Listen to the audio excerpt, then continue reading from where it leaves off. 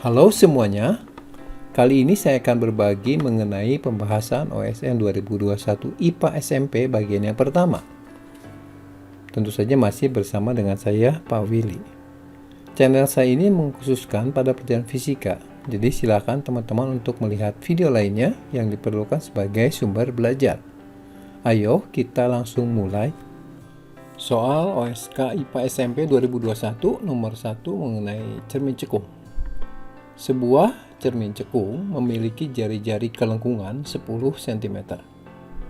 Agar cermin itu membentuk bayangan maya tegak yang tingginya 5 kali tinggi benda, maka benda harus diletakkan pada jarak.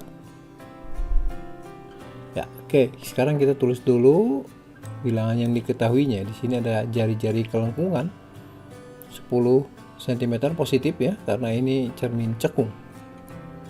Kemudian kita juga mempunyai data bayangannya adalah 5 kali. Kemudian di sini disebutkan juga bayangannya bersifat maya. Jadi artinya M-nya yang merupakan SI per SO sama dengan 5 kali ya. Atau SI-nya sama dengan minus 5 SO. Ini minusnya kita beri karena bayangannya adalah maya. Ya. Mari kita analisis ya. Kita mulai dari persamaan 1 per SO tambah 1 per SI sama dengan 1 per F sama dengan 2 per R. SO itu jarak objek ya. Kemudian SI itu jarak image atau bayangan. F nya jarak fokus dan R nya adalah jari-jari kelengkungan. Karena di sini dikasih tahunya R, maka saya gunakan rumus yang 2 per R ya. Jadi 1 per SO ditambah 1 per min 5 SO sama dengan 2 per 10. Jangan lupa ini positif ya untuk cermin cekung. Setelah ini kita tinggal selesaikan matematis biasa. Sama kamu menyebut jadiin per 5 SO ya. Jadi kali 5 berarti. Kalau ini minusnya pindah ke atas ya. 5 SO nya di bawah. 2 per 10 sederhanakan jadi 1/5. Oke, sini sudah sama penyebut, tinggal kita kurangi aja jadi 4 per 5 SO ya. Sebenarnya 5. Nah, dari sini kita bisa coret 5-nya, kemudian kita kali silang. Jadi SO-nya sama dengan 4 cm. Ini jawabannya ya. Positif berarti di depan cermin cekung. Oke, untuk memperkuat analisis, mari kita coba gambarkan ya. Supaya kita bisa mengerti dengan jelas ya. Jadi ini adalah sebuah cermin cekung ya. Dengan jarak fokusnya 5 cm dan jari-jari kelengkungan 10 kira-kira di sini ya. Nah, ada benda pada jarak tertentu. Di sini kita tahu bahwa jaraknya 4 cm ya. Jadi kira-kira di sini coba kita gambarkan bayangannya seperti apa. Kita gunakan sinar-sinar istimewa ya. Ada yang pertama, sejajar sumbu utama, maka dia akan dipantulkan melewati titik fokus ya. Ini sinar yang pertama. Nah, untuk itu kita harus pakai sinar yang kedua untuk mencari titik bayangannya ya. Saya gunakan sinar yang melewati pusat kelengkungan, maka dia dipantulkan balik lagi. Kenapa ya? Karena sudut datangnya 0 ya. Oke, nah dari sini kita melihat sinar pantulnya ini dan yang ini ya. Ini kalau kita perpanjang kayaknya tidak berpotongan, tapi dia berpotongan justru akan di belakang kalau kita perpanjang garis sinar pantul ini ya. Jadi saya perpanjang sinar pantulnya, tujuannya untuk mencari titik potong. Nah, inilah titik potong di sini, sehingga letak bayangannya dari benda ini ya di sekitar ini ya. Jadi gambar seperti ini. Inilah image atau bayangan ya di sini. Ini 5 kali. Nah, sekarang kita tuliskan, diketahui ini adalah jari-jari ya. Oke. Kemudian ini adalah jarak bendanya ya yang tadi. Kemudian ini adalah bayangannya yang diketahui minus 5 SO ya, karena bayangannya maya. Oke. Nah, kita bisa tentukan juga sifatnya ya. Sifatnya tentu saja dari sini kita bisa melihat yang pertama itu bayangannya maya. Kenapa? Karena SI-nya negatif ya, atau di belakang cermin. Kemudian karena bayangannya maya tegak, ini bisa kelihatan dari sini ke sini itu kan tegak ya, tidak terbalik. Kemudian diperbesar ya. Oke. Jadi jawaban untuk soal ini adalah 4 cm di depan cermin cekung.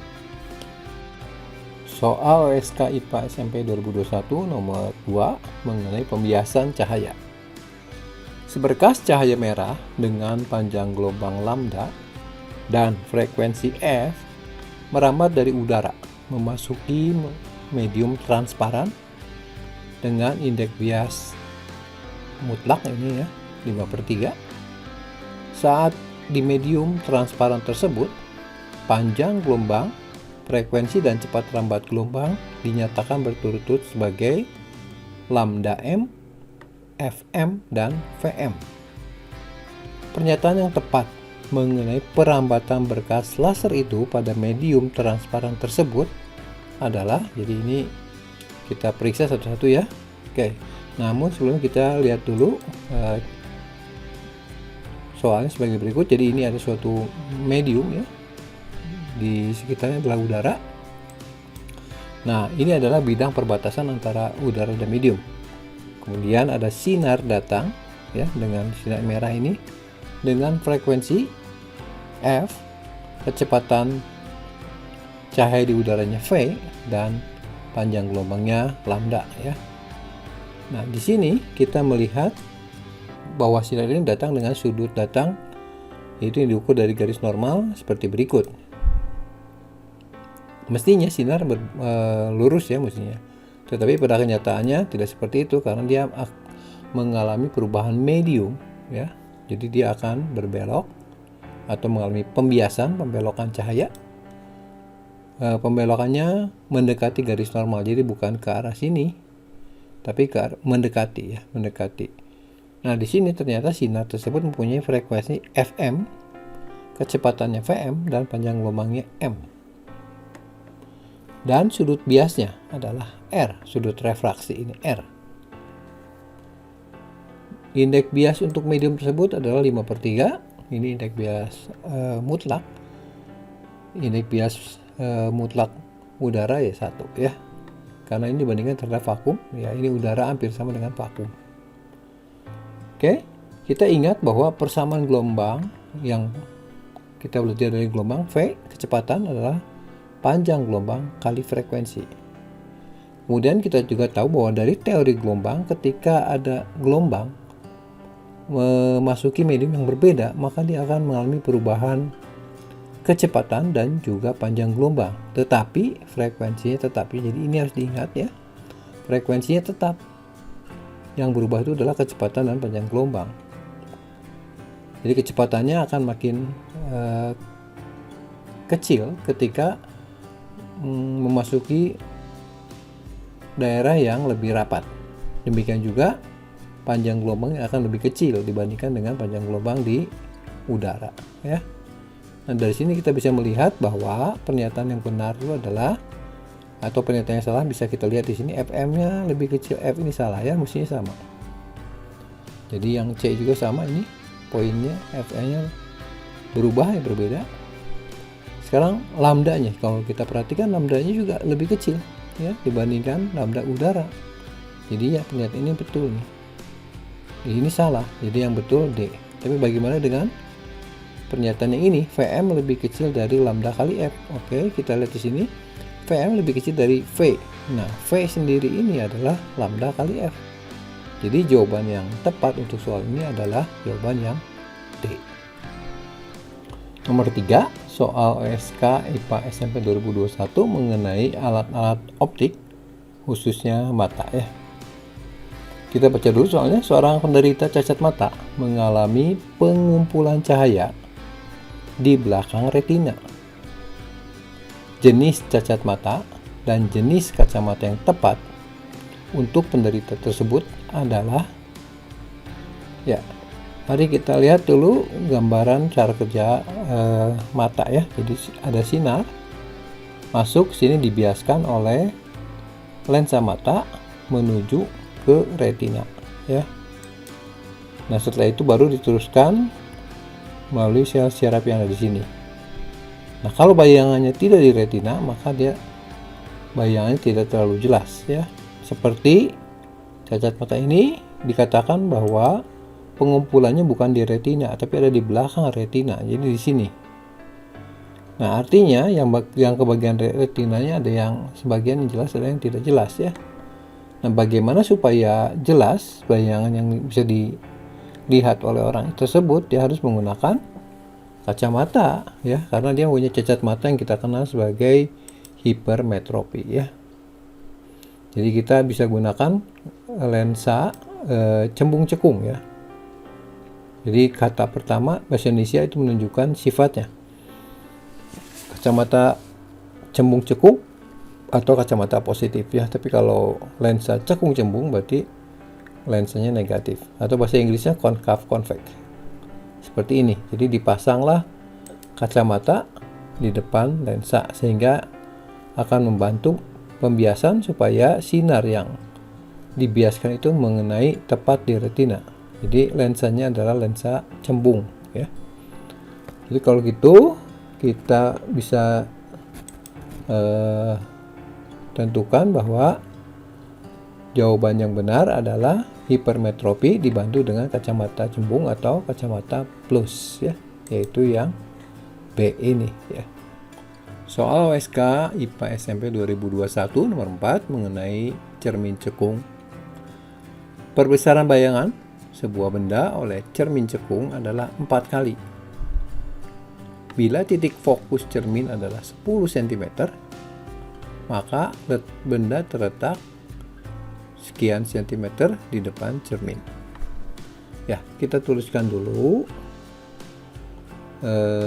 yang diketahuinya ya, yaitu bayangannya 4 kali ya. Jadi artinya SI-nya 4SO plus ya, berarti bayangannya nyata. Kemudian kita juga mungkin bisa menuliskan SI sama dengan min 4SO, bayangannya untuk bayangan maya.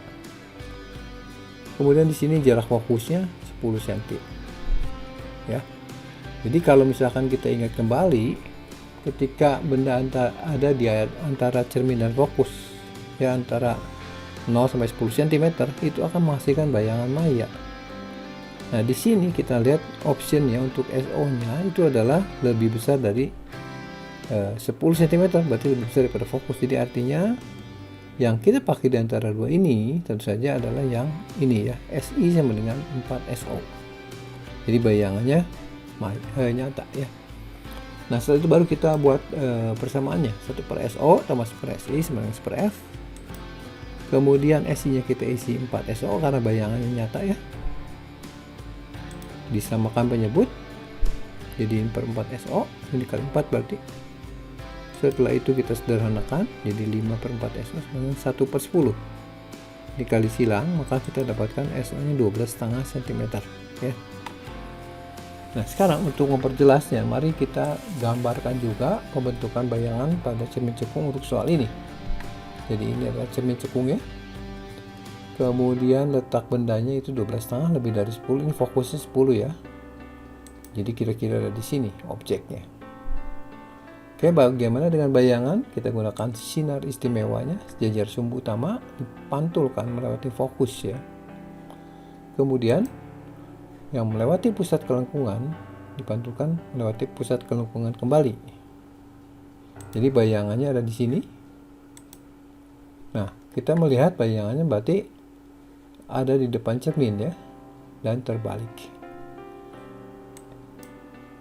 Ini adalah jarak dari cermin ke titik F, itu jarak fokus. Kemudian untuk ini ke sini adalah jarak benda SO ya.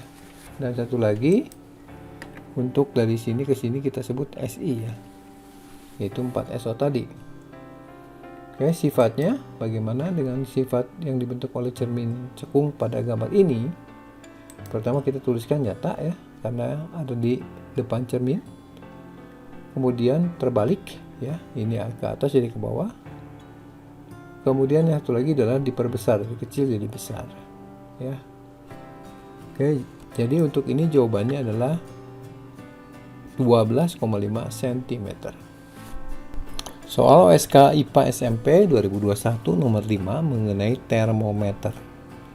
Tino mendefinisikan skala baru termometer dengan satuan derajat Tino. Ditentukan bahwa temperatur 10 derajat Celcius itu sama dengan 0 derajat Tino. Dan 40 derajat Celcius sama dengan 60 derajat Tino. Dengan demikian, pada tekanan 1 atmosfer, air mendidih pada temperatur titik-titik derajat Tino atau 100 derajat Celcius tentu saja ya.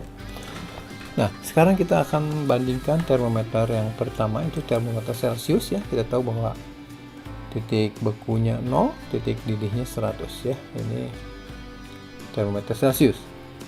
Nah, sekarang kita lihat di sini ada data bahwa ada termometer Tino dengan ketentuan 10 derajat Celcius ya. Ini 10 derajat Celcius itu setara dengan 0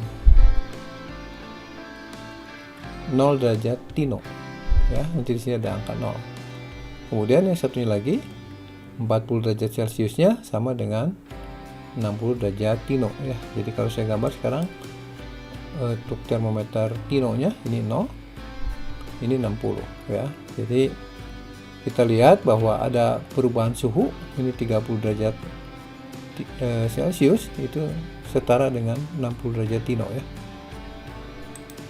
Ya, ini seperti ini, 30 tingkat derajat Celcius sama dengan 60 tingkat derajat Tino. Artinya apa? 1 derajat Celcius perubahan suhu itu sama dengan 2 derajat Tino. Nah, untuk itu kita bisa gunakan cara pertama. Kalau kita gambar pakai skala, kita teruskan angka 100 ini akan menunjukkan suatu angka 180 ya kalau kita gambar dengan tepat. Atau kita juga bisa gunakan perbandingan ya. Nah, di sini saya akan gunakan persamaan ya. Itu untuk mengubah konversi dari Celsius ke Tino, seperti kita mengubah dari Celsius ke Reaumur. Sekarang dari Celsius ke Tino ya.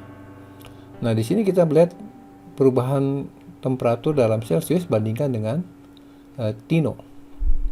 Ini prinsipnya sama dengan persamaan garis ya. Jadi kalau saya punya persamaan garis ya sama dengan mx tambah c. Nah, m ini adalah perbandingan. Kalau kita mau ngitung dari Celsius ke Tino, berarti nanti delta T ini kita bagi dengan ini ya. Jadi saya bagi m nya 2 dari 60 bagi 30 ya. Kemudian nilai c ini ya kita belum tahu ya, nilai c kecil ini. Ini adalah T itu untuk temperatur Tino, C-nya untuk Celsius. Sedangkan C ini suatu konstanta yang belum kita tahu. Nah, untuk tahu ini kita bisa gunakan salah satu dari dua titik ini, yaitu 10 derajat Celcius itu ekivalen dengan 0 derajat Tino, atau 40 derajat Celcius ekivalen dengan 60 derajat Tino. Saya pilih di sini koordinatnya 10,0, artinya 10 Celsius itu sama dengan 0 derajat Tino. Kita substitusikan ke sini, Celsiusnya 0, Tinonya Celsiusnya 10, Tinonya 0 ya. Jadi 0 sama dengan 2 kali 10 tambah C. Kita harus tahu dulu C-nya. Jadi C-nya minus 20 ya. Sehingga kita sudah tahu sekarang persamaan dengan lengkap atau persamaan konversi dari Celsius ke Tinonya adalah T sama dengan 2C min 20. Tinggal kita masukkan nilai Celsiusnya, maka kita dapatkan suhu dalam derajat Tino, atau kebalikannya, kita substitusi derajat Tinonya, maka kita bisa menghitung nilai Celsiusnya. Nah, di sini kita tahu bahwa air mendidih pada suhu 100 derajat Celcius ya, pada tekanan 1 atm. Jadi kalau gitu kita isi C-nya 100, maka kita bisa menghitung nilai T-nya 200 min 20, yaitu 180 derajat Tino ya. Jadi jawabannya adalah yang C. Ini adalah bagian akhir dari pembahasan OSN 2021 IPA SMP bagian yang pertama. Saya sertakan soal yang ada dalam video ini pada bagian deskripsi yang saya bagikan untuk teman-teman, sehingga dapat mencobanya lagi sebagai latihan supaya penguasaan materinya menjadi baik. Jangan lupa untuk like dan share bila video ini bermanfaat. Subscribe juga untuk mendapatkan informasi mengenai video lainnya. Baik, terus semangat belajar. Sukses buat kamu di OSN 2022 nanti ya. Terima kasih.